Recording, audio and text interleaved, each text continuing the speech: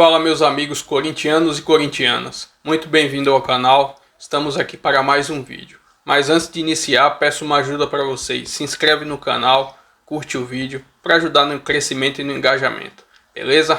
Vamos aí às últimas notícias do Timão.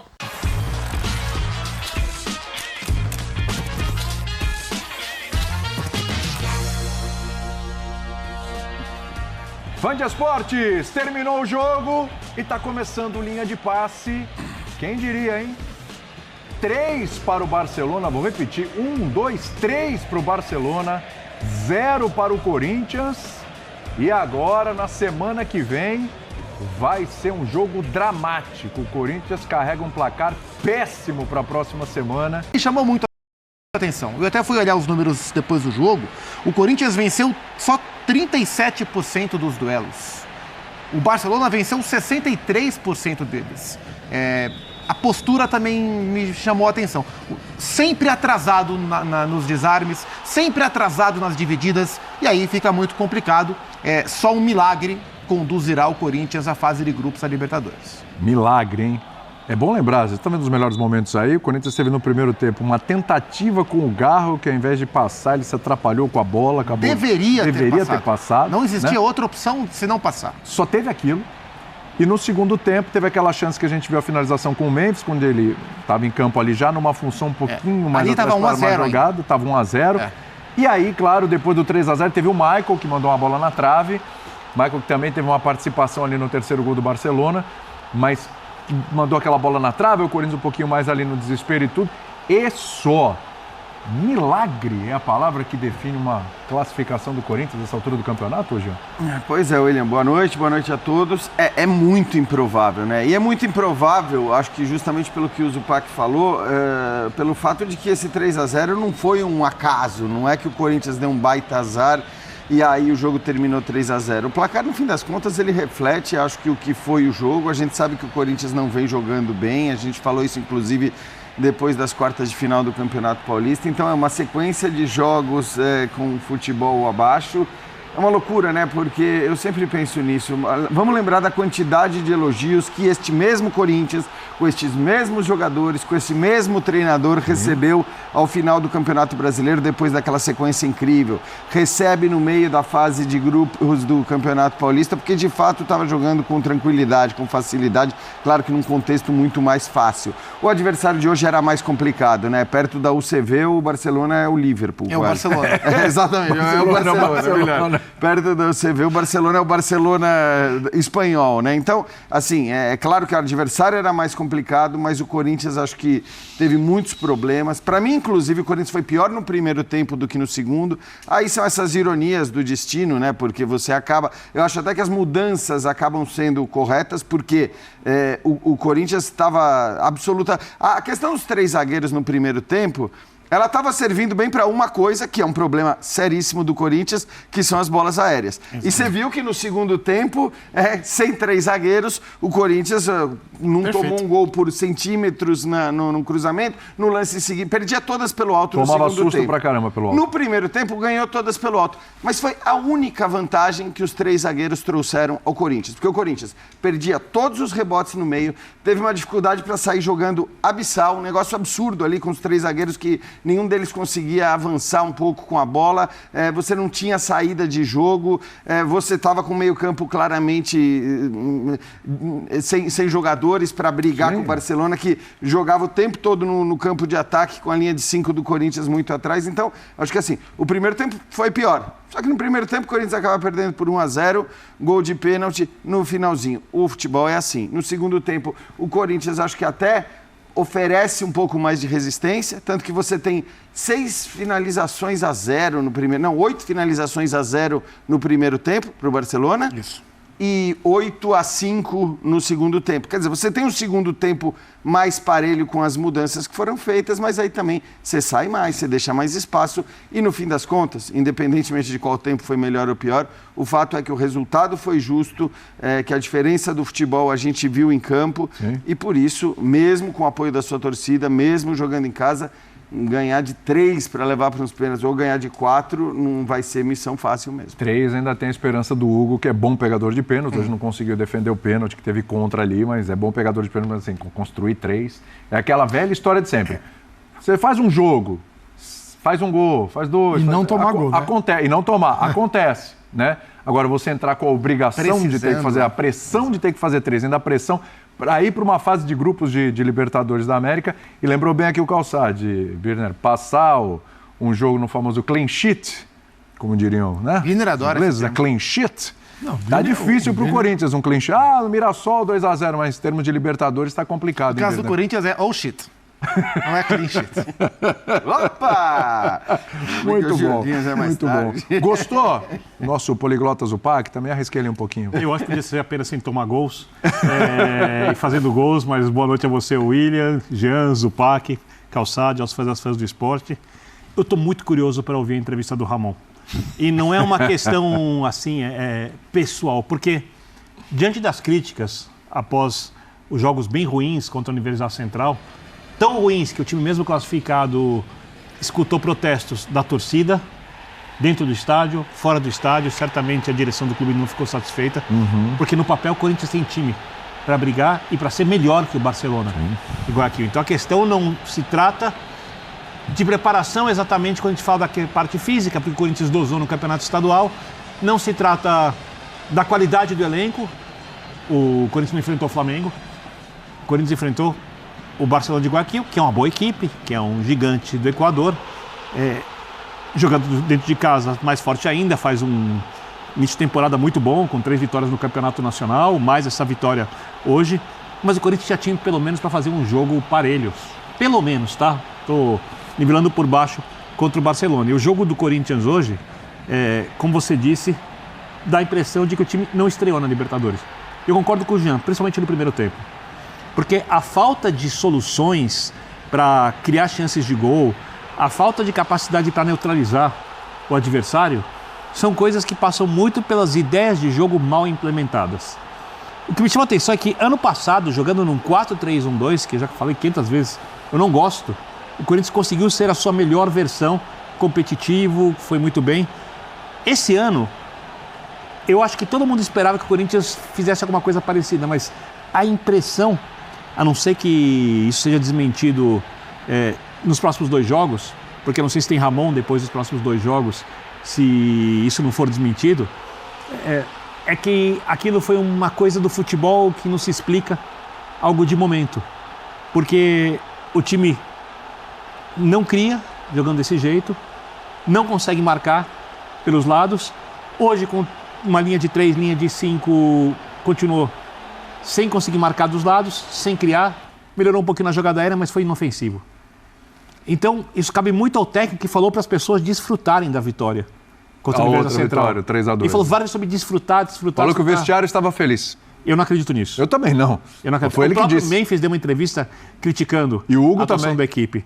Então, assim, eu estou muito curioso para ouvir o treinador, porque eu quero saber se ele vai falar sobre o jogo ou se ele vai tentar se defender nessa entrevista. Eu acredito que a gente vai ver a segunda hipótese e que o Corinthians precisa de soluções e não de defesas. Rapidinho, antes de passar a bola para vocês de novo, Hugo Souza falou na saída do gramado. Vamos lá.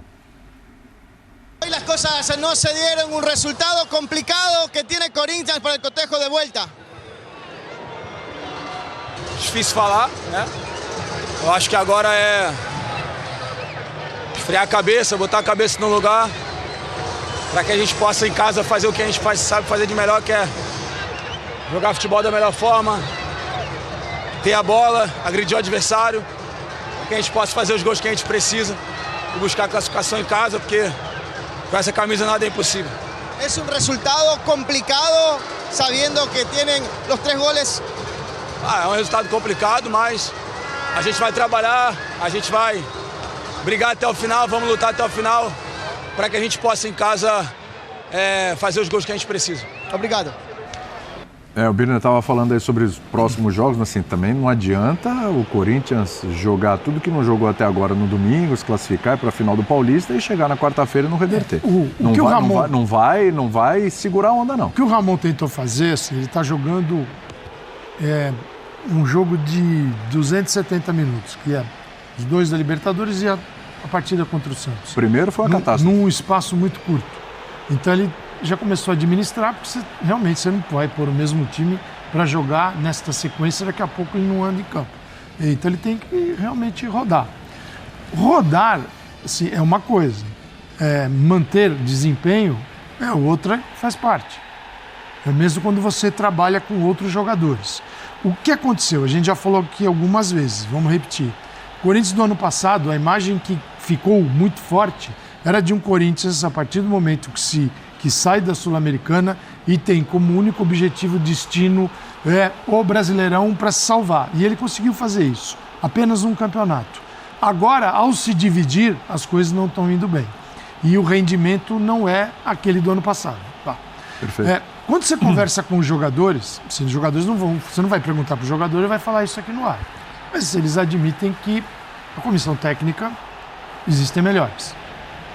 Eles falam isso. Mas não vão admitir isso. E nem tem que falar no ar, negócio desse. Não, nem vão falar, claro. A relação é boa, né? Até porque a relação é boa. Mas falta conteúdo. Verdade. O que ele tentou fazer hoje? Ele olhou, viu os jogos do Barcelona e viu a quantidade de cruzamentos. Eu comecei a olhar, a hora que chegou em 100 eu parei. Isso em 4 ou 5 jogos. Hoje foram 24. Então ele entra com 3 zagueiros, sabe? Tem uma zaga frágil e vai ter um time que trabalha mal a bola, mas só joga lá na área. Então ele tentou estender a linha defensiva com 5. Os laterais não saíram, ficaram. Exato. Então eram 5 para diminuir os espaços. E para evitar os cruzamentos. Para evitar jogadas individuais em velocidade pelas beiradas, para ganhar no mano a mano. E aí você barra e joga por cima. Por quê? Ele conseguiu deixar Bidon e Santana. Se você tem um time bom, adversário, que trabalha bem a bola e roda de um lado para o outro, os teus 2 volantes vão ficar loucos. Sim. Eles vão entrar em parafuso. Por quê? Porque eles não vão conseguir se movimentar para um lado para o outro, aquele louco que nunca chega. E nunca chegam. Com este time dava para jogar. Por quê? Porque a bola não roda. A bola vai para a área. Foram 24 cruzamentos. Mas o Calçade, no primeiro tempo, isso que você falou aconteceu em bons momentos ali. Aconteceu porque... Dos 2 volantes desesperados tentando reter a bola no meio campo. Eles afundavam e a entrada da área ficava livre. Como teve chute de fora da área logo. Então, o tempo, isso que eu falei, todas as segundas bolas eram do time do Barcelona. Garro, Memphis e Yuri fazem parte de outra equipe. E o Garro muito mal no jogo, né? O Garro tá em outra rotação ainda na temporada. Para ter esses times, tem que ter velocidade. Você tem um time com 5 no fundo e sem velocidade. Só o Yuri, teoricamente. Então fica muito difícil. E também ele tava... Essa é a leitura. Mas tava dando certo, né, Zupa? Tava segurando. O João Pedro, ele fez uma bobagem, porque o atacante entra, cara, é só acompanhar. Exatamente. Ele pensou numa coisa, quando ele foi fazer, o atacante tinha passado. E assim, faz pênalti. E natural que quando se olha, ok, então ele vai escalar 3 zagueiros, e você tem o André Ramalho no elenco, até pela característica do Ramalho com bola no chão, e pela experiência, que você pense, poxa, acho que o Ramalho era a melhor opção. Mas, se a ideia do Ramon Dias, e eu compartilho da leitura do Calçade, e imagino que ele vai tentar trazer essa leitura também, se a ideia do Ramon Dias era aumentar a estatura com 3 zagueiros, você opta pelo Tchoca, não pelo Ramalho, porque a bola aérea do Ramalho é um dos pontos de deficiência do Corinthians na temporada. Eu acho que isso justificou essa escolha. E outro problema que ele teve, e que eu acho que também culminou nessa escolha inicial de 3 zagueiros, é o fato de que ele não tinha os 2 volantes marcadores dele, nem Ranieri nem Martínez. Então, assim, o que é o Corinthians? Acho que o Ramon se preocupou mais em atacar os seus próprios problemas, as deficiências defensivas do Corinthians, do que em atacar o Barcelona. E isso, em algum momento, funcionou, mas gerou outro tipo de problema, né? Então, o que é o Corinthians? É um time que tem problema na bola aérea, problema pelos lados, e ele estava sem o primeiro volante. Então ele tira o lateral esquerdo dele, que marca pior, tira o Bidu, bota o Hugo, bota 3 zagueiros para subir a estatura e para proteger o time um pouco mais, já que está sem os volantes marcadores. Beleza, mas o que isso gerou? Um esvaziamento do meio-campo. E o meio-campo que dos 3 homens, um era o Bidon, que fisicamente não vai ganhar os duelos, e o outro é o Rodrigo Garro, que fisicamente não está bem. Então, ao tentar atacar os problemas que o Corinthians tem, como consequência, isso gerou outro tipo de problema, que custou ao Corinthians o primeiro tempo, e aí no segundo tempo o Corinthians correu para tentar tapar os buracos criados no primeiro tempo. Eu que acho, agora vou falar uma coisa que é muito confortável depois do resultado Mas quando você se preocupa muito em proteger os lados do campo, sabendo que você tem seríssimos problemas de marcação em jogada aérea, você precisa, de preferência, o ideal é você ter na frente da linha de 5 uma linha de 4. Não, 5-4-1 é outra coisa. Então, é porque você posiciona... Porque o Corinthians, desse jeito que ele atuou, ele permitiu que os jogadores do Barcelona estivessem muito tempo com facilidade no entorno da área. Sim. E aí os cruzamentos acontecem. E a zaga não está bem. A zaga não, o sistema de marcação, porque não é uma questão só dos zagueiros. Exatamente. Quando você botar os melhores zagueiros do mundo ali, obviamente vai melhorar, vai tomar menos gols, mas você vai continuar tendo problemas porque tem problemas de posicionamento, de compreensão, de posicionamento de um com outro atleta dentro de campo.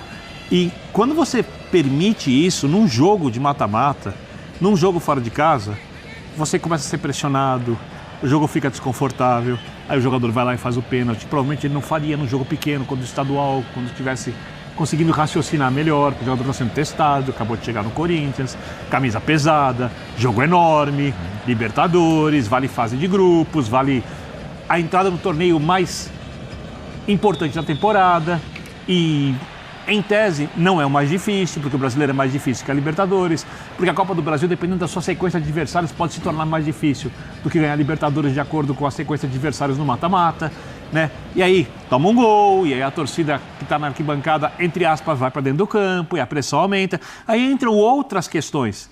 E o time, coletivamente, não sabe o que fazer. Sim. Eu acho que essa é a grande questão. Ele não sabe como marcar, ele não sabe como reter a bola, ele não aciona o contra-ataque, mas o treinador me parece um pouco refém, e eu não o culpo, até porque é uma situação que ele criou, dos grandes nomes do elenco. Quando o Garro não faz uma boa temporada, você poderia colocar ali um terceiro jogador de meio campo, mais recuado, né? Para os volantes não balançarem tanto, iam sofrer do mesmo jeito. Você falou 5-4-1, que exigiria a saída de 2 dos Exato, 3. Exato. Não é, Exato. Exato. Por isso eu falo, vendo o jogo agora é muito confortável para ele falar o que o jogo pedia. Porque não dava para ele fazer isso. Eu sei. Mas eu acho que aí não dava para ele fazer isso. Eu concordo. Por isso que eu falei, agora vendo o jogo, muito confortável falar. E eu tenho a impressão que ele sacrificou o Carrillo para o jogo, primeiro porque ele imaginava que seria um jogo de pouca posse, e você ter o Carrillo num jogo de pouca posse faz menos sentido, e acho que também talvez um pensamento para domingo, porque ele vai ser mais útil domingo do que seria hoje dentro dessa proposta. Mas então, domingo, depois de domingo, com todo respeito, domingo só existe depois de agora. Hoje. Sim. Eu concordo. Acho que o jogo de hoje, domingo, não existe. Eu falei antes, eu acho que assim, não tem comparação, obviamente, se você tivesse que fazer escolha sobre passar na Libertadores ou chegar na final do Campeonato Paulista, óbvio que você não tem nem dúvida sobre o que escolher. Só acho que agora, domingo não é tão desimportante assim. Agora ficou maior. Eu acho que ficou maior. Nossa, eu acho que o jogo de domingo fica maior. Então, assim... Sim. Inclusive pro treinador. Inclusive o dilema dele... Mas não adianta passar domingo e perder na quarta. Eu acho que para ele talvez adiante. Eu acho que porque agora é dado... E ele, considerando que ele não vai ser demitido hoje ou amanhã, Sim. tá? E acho que não será. Não será. Então, pronto. Se ele não vai ser demitido hoje e amanhã, parte-se já do pressuposto que o Corinthians está quase eliminado da Libertadores. Então, ser eliminado da Libertadores na quarta-feira que vem não vai ser uma novidade, se isso acontecer. Não. Aí, claro, óbvio novidade. que vai depender do contexto desse jogo de volta e tudo mais. Agora, por isso mesmo, o jogo que o Corinthians vai fazer no domingo, e eu não estou falando só de chegar à final ou não do Campeonato Paulista, mas o que o Corinthians vai fazer em casa, no domingo, contra o Santos, do Neymar, vai ter um peso. Vai ter um peso que vai mudar completamente a avaliação, eu acho que de tudo que está Assim como o que aconteceu na quarta-feira também. Claro, tudo depende do como, né? Isso. Como. Então, como vai jogar quarta-feira é mais o como. Sim. Né, do que o que vai acontecer. Agora, a eliminação no domingo, ela tem um peso E outra coisa, gigantesco, Jean, né? se fizer um grande... a eliminação na quarta já não tem um peso tão gigantesco, porque, vamos dizer a verdade, está muito difícil. Você quer ouvir o Ramon? O Ramon está prontinho. Se fizer um grande jogo contra o Santos, a chance de você conseguir a remontada, que é pequena, aumenta um pouco. É isso. Eu acho que tem Um jogo transporta para o outro.